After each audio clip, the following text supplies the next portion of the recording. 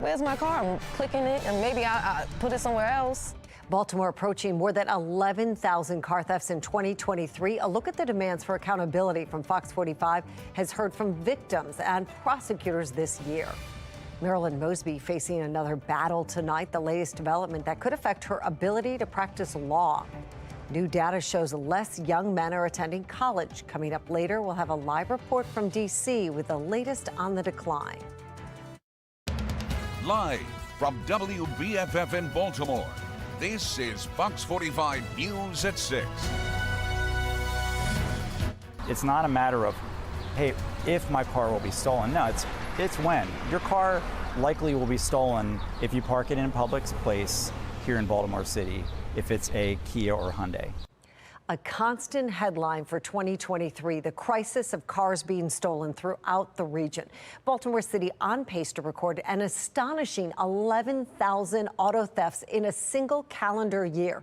That is more than a car stolen every hour between January 1st and December 31st. Good evening, everybody. I'm Mary Bubala. Thanks so much for staying with us. Tonight, Fox 45's Amy Simpson taking a closer look at those numbers to answer the question, how did we get to this point?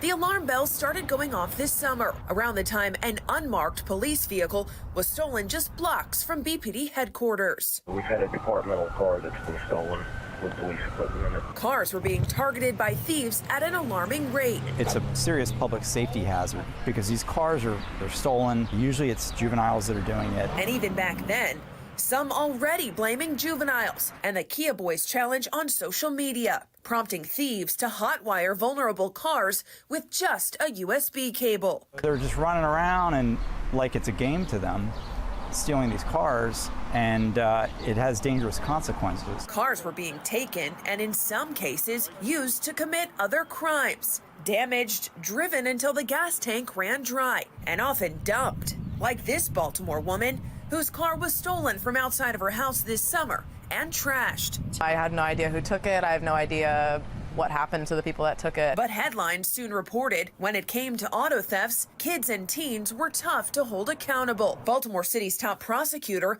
lamenting the problem. It's very frustrating.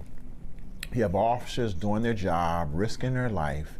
You have victims who struggle to make the car payments, struggle to pay the insurance, doing what they can, and here comes a young kid, a child, stealing their car because it's a game.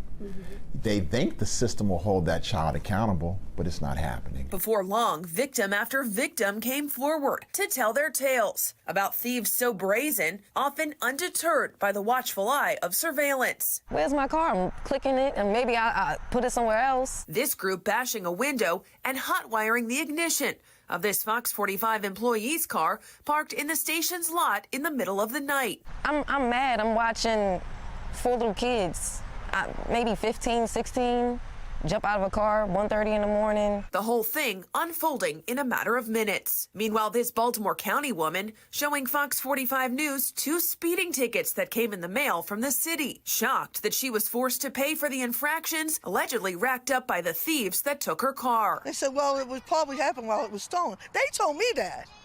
And I said, well, why should I have to pay for it? They said, well, we're not going to release your car unless you pay the 2 speeding tickets. But as more cars went missing, victims also shared uphill battles of trying to recover their cars from the city's impound lot off of Pulaski Highway in East Baltimore. It did take multiple days where I had to take hours off in the middle of the day just to take care of something, whether it be paperwork or going to the impound and waiting in line with the whole Baltimore public that was also waiting for their cars. Baltimore City's Department of Transportation declined our request to tour the impound lot. So instead, Fox 45's drone captured this bird's eye view from above, revealing a graveyard of cars below. At this point in October, the city said nearly 20% of the cars inside the Pulaski lot had been stolen. And by November, city leaders announced a 166% increase in juvenile auto thefts this year. There's 30 young people alone that have been arrested multiple times for carjackings and stolen autos. And within weeks, Baltimore City passed the grim milestone of 10,000 cars stolen since the start of the year. Some still adamant it's not a victimless crime. It's not just property theft. It's not. If you don't own your home, your car is the most valuable thing that you probably own. And it's not a luxury. It's the way that you get your kids to school, that you go to your job. Now heading into a new calendar year, those stats will reset, but Baltimore braces to see if cars will continue to be taken. And that was Amy Simpson reporting for us tonight. As the car theft crisis continues, criminals across the state are inventing new ways to target vehicles. Take a look at this. Surveillance footage showing the moments a stolen tow truck was used to pull a car right out of a Baltimore County car dealership parking lot. At least one state's attorney tells Fox 45 News these complex schemes are becoming more common as the number of thefts rise. A lot of what we're seeing now are more sophisticated operations involving multiple levels of people who are benefiting from this type of crime. This morning, Fox 45 News spoke with Eurypsy Morgan, a spokesperson from the community group Peace, about the increasing complexity of car thefts and what it means for Baltimore residents hoping to protect their vehicles. Not only are you stealing vehicles, but now you are stealing tow trucks in order to steal more vehicles at one time. And think about the noise and the effort that goes into stealing a tow truck. Right. I mean, it's the audacity that residents have been screaming about. I think residents have been pushing so hard for the mayor and others to really take seriously these quality of life crimes. Because remember, at first we were told, that we're just focusing on homicides, we're just focusing on these really big issues, which of course are important. But residents have been saying, listen, you cannot ignore the fact that vehicles are being stolen, that people are getting carjacked, and now it's grown into this organized crime. This year, nearly 11,000 cars, as we've said, have been stolen in the city, more than 200% increase from 2022. Former City State's Attorney Marilyn Mosby's legal saga could mean her future in the courtroom is in jeopardy. Tonight, the Maryland Bar Council is seeking to have Mosby's law license suspended. The filing came from the Attorney Grievance Commission, citing Mosby's perjury conviction last month. The jury decided Mosby lied when she withdrew money from her city retirement account, claiming a COVID-related financial hardship. The money she withdrew without paying a penalty was then used to purchase 2 Florida vacation homes. Mosby is set to go on trial again in just a few weeks. She is facing 2 mortgage fraud charges. Federal prosecutors claim Mosby failed to disclose the $45,000 tax lien on her home in Baltimore when she bought those 2 Florida homes. It's possible Mosby and her ex-husband, City Council President Nick Mosby, will testify. She did not testify at her perjury trial. Jeremy Eldridge, an attorney not affiliated with this trial, says it could be difficult to prove Mosby didn't know about the lien, like she claims, if she does not take the stand. It's very difficult to imagine how you could present that testimony through just Nick Mosby when it's her signature on the document, or else she'll be left exactly where she was before, and that's with no story to tell the jury. The issue is, if you are going to utilize this innocent spouse defense, part of it looks at, what do you do for a living? How complicated are you as a person? So the idea that she's not complex or complicated or lacks finesse to understand her tax filings and just signs pieces of paper under perjury without reviewing them, it really is going to be a difficult argument for a jury to buy, given just her complexity as a public figure. Jury selection for the mortgage fraud trial is scheduled to begin on January 16th. For our full coverage on Mosby's history of legal controversy and the latest on her trial, still ahead, go to foxbaltimore.com. There are thousands of open warrants for violent fugitives here in Maryland. Our partnership with the U.S. Marshals Service has helped capture at least 100 suspects over the past few years. Alexa Ashwell joins us live tonight from Maryland's Most Wanted set with some of this year's most notable arrests and fugitives still on the run. Alexa? Well, Mary, we're going to start with the fugitives still on the run, including this man, Khalil Hayes. He's wanted for multiple crimes in multiple jurisdictions across Maryland, including a bank robbery right here in Baltimore. The U.S. Marshals Service hopeful someone will be able to help track him down before the new year. March 2nd, 2023, Southeast Baltimore. 911 dispatch receives a panic alert from the West Banco Bank. Just saw an alarm, 531 South Conklin, West Bank, Keaton, panic alarm, so teller hold-up alarm. Inside, a teller has pressed the silent alarm after investigators say a man passed her a note You have 10 seconds to hand $10K to me or people will die. Don't make noise. More than $2,000 in cash. The suspect takes the money and runs. April 14th, 2023, 6 weeks after the bank robbery, investigators say a masked man walks into a nearby PNC bank. His motive, they believe, was to rob it. But something spooks the suspect and he flees. An officer responds. The subject immediately took off on a scooter. Eventually, it led to a foot chase. The man is identified as 24-year-old Khalil Hayes. Hayes is taken into custody. While on the way to the police station, investigators say Hayes begins to complain of chest pains. He's placed into an ambulance and taken to a local hospital. But as medics open the bay doors, investigators say Hayes escapes. Hayes, now a fugitive, wanted for multiple crimes and in multiple jurisdictions. So while Hayes has yet to be captured, dozens of fugitives featured on Maryland's Most Wanted have. In a Maryland's Most Wanted special, we'll be taking you on the front lines.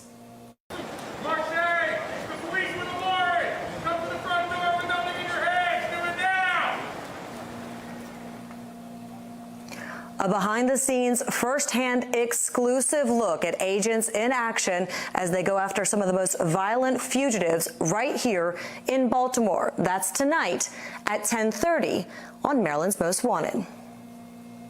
Alexa, thank you. Still ahead, the fallout surrounding Maryland's embattled college savings plan continues. Fox 45 speaks to an economist on the latest financial blow hitting parents this week. I'm Janae Bowens in Washington with a look at why young men aren't going to college. And I'm Wyatt Everhart. We've been seeing improving weather across the mid-Atlantic today as our low pressure area moves further away, takes all that rain out of the area. As we look at the rest of the night, partly cloudy skies, mild. We'll talk about the trend ahead for the weekend straight ahead.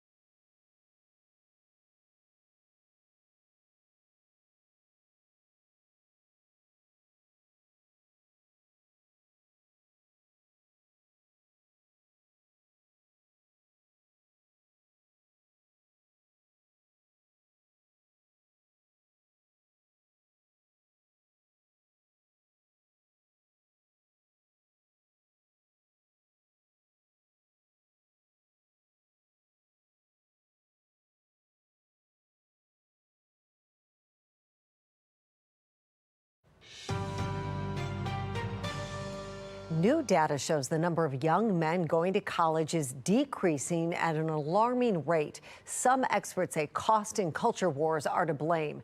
National correspondent Janae Bowens has the latest on this crisis in the classroom. Sports is really my biggest passion. Dorian Francis is chasing his dream of becoming a sports journalist while studying at Bowie State University. You look at some of the top sports journalists or journalists in general, most of them went to college. He sees his future degree as a way to get ahead in his career, but that's not the case for every young man. Recent data from Pew Research shows in 2022 about 1 million fewer young men were in college compared to peak enrollment in 2011. Men now make up 44% of young college students. Trade school's always been a big thing. I think more men are starting to go into trades, looking at like how much money they can make during that. But some experts think other factors are contributing to the enrollment decline. When students step on campus, the first thing they have to do is go through an orientation program that tells them, especially with the men, that if they are white men, then they are not only privileged, but they're likely evil members of the patriarchy. Sharice Trump, the executive director of Speech First, an organization focused on protecting students' free speech rights on college campuses, says diversity, equity, and inclusion programs have something to do with the shift. Turns them into enemies, and they're always looking over the shoulders and walking on eggshells. Beyond the culture wars, student loans and costs are also big issues. The average total cost of a four-year degree is over $100,000. I think the reality is pretty clear now that it's not a guarantee you're going to get a job after college that's going to pay that much to help you pay that off. These top concerns aren't the case for Dorian, but he understands everyone has to choose the option that works best for them. I think college is definitely, for me, the best first step. Now, Mary, government data shows public K-12 school enrollment is down too, losing more than 1 million students between 2019 and 2021. Many families turning to private and homeschool options. The numbers are staggering, Janae. Is college enrollment changing any for women? Well, it is, but just not as much. So according to Pew, young female high school graduates currently enrolled in college is at 48%. In 2011, that number was 52%. Mary? So it's going down for them as well. All right, Janae Bowens live for us in D.C. Thank you so much. Well, a nightmare for parents with money in the Maryland 529 program continues as some are now being taxed on their savings. The program is billed as a tax-free investment to help save for your children's college education. After the freeze on accounts ended this year, some families had their funds restored. But now some are telling Fox 45 News they are facing thousands of dollars in federal taxes on that restored money. This morning, we spoke with economist Dr. Anirban Basu about why this is happening. These are fiscally responsible people saving for their children's higher education. They did this in a tax-free way, they thought, and now they're going to owe some federal taxes probably. And so it may not be an enormous amount of money, but sometimes it is a meaningful amount of money. And other times, of course, or always, it's the principle that matters, right? And so they don't feel that they've been fairly treated. For our full coverage on the Maryland 529 controversy, head to foxbaltimore.com. All right, weather-wise, we continue to watch the clouds hover across much of Maryland, but rain-free at least. We have not seen rain-producing clouds today. That's a nice change. No fog or mist either to reduce the visibility out there, and radar is all clear up and down the mid-Atlantic states. In fact, the closest rain well north of Boston, some snow out west of Chicago tonight. M&T Bank Stadium looking good here with the Christmas lighting. 54 degrees right now at BWI. Visibility unrestricted. That's a nice change. Through the rest of the night, we'll look for low 40s, a little cooler scenario. Some partial clearing overnight, though I do think clouds will hang around for much of the day on Friday. Nothing more than a stray shower, though. And then brighter, drier conditions set up as we go into the last weekend of 2023 and the first days of 2024. Hard to believe it's already here. Here's those clouds kind of hanging tough through the day on Friday. A little sun could break through at times. You could also see a stray shower at times. But this dry air back south of Pittsburgh, clear conditions do move in as we go into early Saturday. So we look for a much brighter scenario for the weekend. A little bit cooler, but brighter. Good weather for Ravens game day Sunday as well.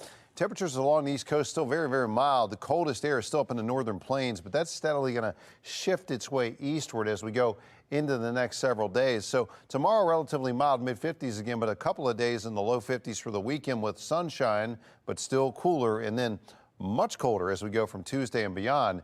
We're going to break down the extended 10-day forecast coming up in just a couple more minutes. Weather Window, presented by the National Weather Desk. You can't tell from this beautiful sunset over Alabama's Gulf Coast, but cold weather is on the way. The mercury could drop below freezing in some areas tonight. There's also a chance of snow in the Great Smoky Mountains, where another gorgeous sunset filled the sky with color, and waves 20 feet and larger are pounding the west coast, creating very dangerous conditions. For more content like this, follow the National Weather Desk on Instagram. More than 50 restaurants have closed their doors in the nation's capital. The main factors a new survey says are behind these closures.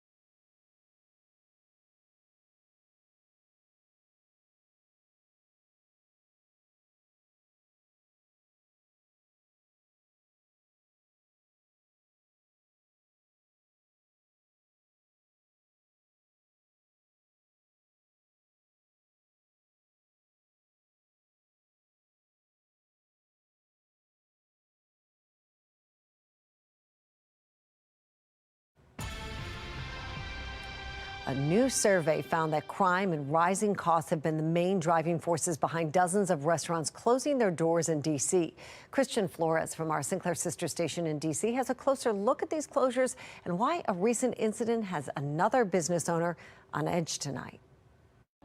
7 News on your side has extensively reported on how crime has pushed a lot of businesses out of D.C., especially here on the 8th Street corridor. The most recent victim of the crime here on the 8th Street corridor, they still have shards of the glass that the burglar broke through yesterday in the early morning hours. However, a survey also points to rising costs with the rising minimum wage for tipped workers.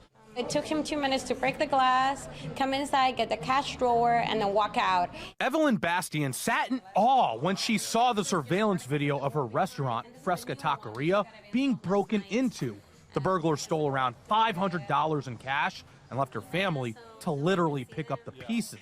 We're a family restaurant, so my mom, my dad, and I, we keep talking, like, hey, are we okay here? Are we not okay? Should we leave? Should we stay? They're not alone in having this discussion. They just went through and sort of cleaned us out. Adam Kolinsky was the owner of the Pursuit Wine Bar and Kitchen before closing earlier this month after being burglarized 5 times over a 5-month span. Just a few blocks away, Bryan Oyster and Seafood House announced they were closing because of the violent crime. We're not asking for a lot. We just want to be safe. This year, 52 restaurants in D.C. closed their doors, an average of one a week. A survey by the Restaurant Association Metropolitan Washington points to higher costs, with Initiative 82 in effect for a year now, which increased minimum wage for tipped workers. This is an industry built on the backs of labor. You need to treat labor right. You can't raise prices enough to justify this change. The survey revealed 75% of restaurants have seen declining profits, and 52% of D.C. customers are eating at home more because of increased prices. But not everyone believes you can blame these struggles on the increased pay for workers. That hasn't affected us as much. Bastian says the rise in costs elsewhere have hurt more. It doesn't help, rent goes up, a lot of the expenses for the food that we prepare goes up as well. All right, let's get a final check on that forecast now. Very mild out there this evening by late December standards. I mean, we're still hovering in the mid-50s in Baltimore, and I think we'll be in the 50s and 40s much of the night tonight. Under the clouds, clouds tend to keep the temperatures up a little bit. Not a lot of sunshine, much to Mary's chagrin tomorrow, okay? Just a few breaks in the clouds, but also the chance for a stray shower. Then brighter and clearer conditions do move in for the weekend. 10-day forecast. Here you go. Some sunshine both days this weekend to finish out 2023. Looks good for the Ravens game and your New Year's Eve festivities Sunday night. Beyond that, it does look a bit colder and drier as we go into Tuesday, Wednesday, and the first days of 2024. Wyatt, thank you. I'll try to be patient for that sunshine. Well, finally tonight, the iconic New Year's Eve ball in Times Square is sporting an even bigger and brighter look for the big night on Sunday. This year's ball has more than 2,600 crystal panels and, can you see it there? Bow ties. The design was created in partnership with Fontainebleau Las Vegas. The hotel company says they were inspired by Times Square's old nickname, the bow tie. And listen to this, the ball is more than 12 feet tall, weighs nearly 12,000 pounds. That's a lot of crystals. Well, that's all for Fox 45 News at 6. Family Feud's next. We'll see you back here for the news at 10 tonight. Thanks for watching. Have a good night.